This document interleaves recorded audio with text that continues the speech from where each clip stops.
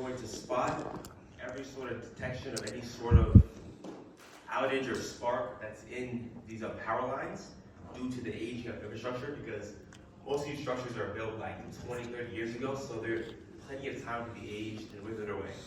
With our drones, we're going to be able to spot these before they cause any kind of large disruption. So it's rapid response, and they will detect the authorities and get handled. So what our drones are is the same way you're able to wirelessly charge your phone with the wireless charging pad. Well, you can do the same thing with drones. So we have a tower, right, and it has wireless charging pads. Our drones are capable of wirelessly charging. Here's a little demo of this. So as the drones are monitoring, you'll also have drones flying. Okay, so what our drones are, is they provide continuous and autonomous monitoring on power lines that are in areas, in rural areas where we can't monitor them. One of the case studies was Campfire in 2018 in California, and also a faulty power line. What we have is,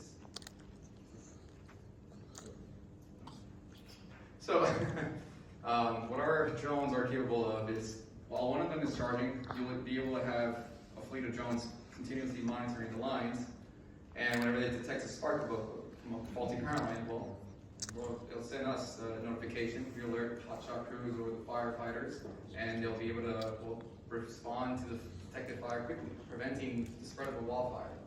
So our market opportunity is so our target users that we want to purchase this from us is military bases, utilities such as light bills, like water companies, and also the government agencies and private landowners.